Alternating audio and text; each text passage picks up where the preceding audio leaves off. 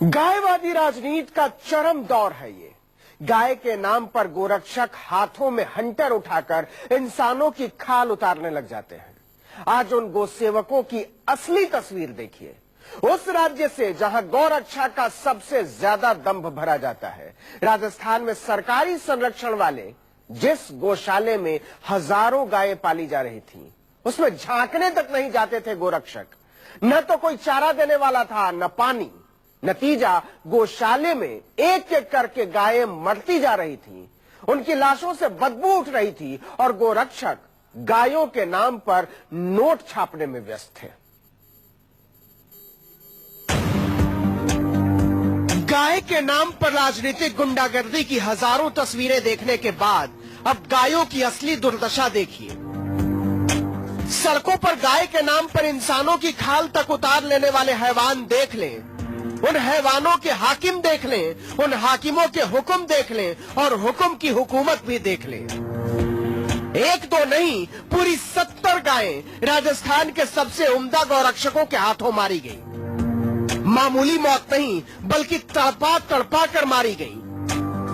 उन्हें चारा नहीं दिया गया, पानी की 2 बूंद तक नहीं दी गई। सड़कों की जिन गायों को गौरक्षा के नाम पर बाड़े में बांध दिया गया था, वो गायें बिना चारे पानी के मर गई। गाय को बचाते हैं, ना न्याय को बचाते हैं, ना कानून को बचाते हैं। हालात बहुत खराब है। आज हमने यहाँ का दौरा किया, यहाँ रोज 500 गाय मर रही है। आज जब हम यहाँ पहुंचने वाले थे, सुबह से इन्होंने डंपर लगा दिए, ट्रैक्टर ले लेके मरी हुई गायों को उठाकर लेके, इसके बावजूद हमारे सामने 250 से ज्यादा गाय मरी हुई हमने देखी। गोरक्षा के नाम पर दुनिया को नर्क बना देने पर आमादा गोभक्त देखें। राजस्थान में बीजेपी के राष्ट्रवादियों की सरकार है, भारत में बीजेपी के राष्ट्रवादियों की सरकार है। सब मिलकर देखें, अपनी गोभक्ति की बजबजाती हुई दुनिया गाल बजाने वाले गायों के हत्यारे निकले हैं। जयपुर के हिंगोनिया गौशाला की तस्वीरें हैं ये। राजस्थान सरकार ने गोसेवा के नाम पर इलाके का सबसे बड़ा गोसेवा केंद्र बनाया है, सड़कों से उठा उठाकर गायों को आसरा देने के नाम पर। लेकिन गोसेवा के इस नाटक की पोल खुल गई है। गोसेवा का दावा करने वाले दरअसल दमड़ी के भूखे निकले।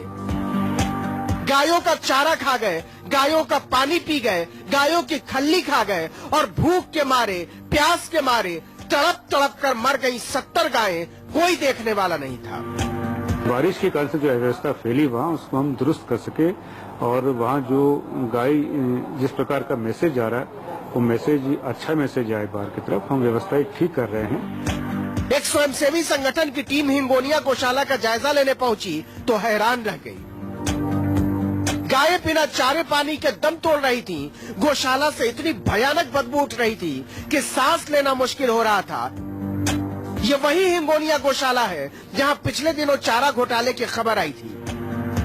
जांच में पता चला कि इस गौशाला में चारा के नाम पर पिछले 5 साल में 20 करोड़ रुपए का घोटाला हुआ है। गौशाला में 4000 गायें थी, जबकि गायों की संख्या 7000 बताई गई। फर्जी बिलों से सारे चारे का भुगतान किया गया। गायों के चारे के नाम पर इस तरह करोड़ों रुपए हजम कर लिए गए। एसीबी की जांच में 60 ठेकेदारों के खिलाफ कार्रवाई की गई थी, लेकिन इसके बाद भी बेशर्म गोभक्तों का कलेजा नहीं पसीजा। गायों की दुर्दशा क्यों हो रही है? आप हिंदुत्व और गाय के नाम पर लोगों की भावना भड़काकर वोट लेते हो, लेकिन अधमरी और लाचार बेजुबान गाय अपना दम तोड़ रही हैं, तो सब मंत्री मुख्यमंत्री अपने मुंह पे ताला लगाए क्यों बैठे हैं? गायें प्यास से तड़पती रहीं, गोभक्त देखते रहे। गायें भूख से बिलखती रहीं, गोभक्त देखते रहे। गायें बेहाल होकर मरती रहीं, गोभक्त देखते रहे। गोभक्ति के इस हत्यारे राष्ट्रवाद में राजस्थान की बीजेपी हुकूमत ने ऐसा झंडा गाड़ा है कि इंसानियत के मामूली तकाजे भी करा उठे हैं। सच ये है कि सड़कों पर असलहे लेकर गायों की रक्षा में निकली गुंडों की टोली गौशालों में झांकने तक नहीं जाती। KJ Srivatsan, Jaipur, news 24।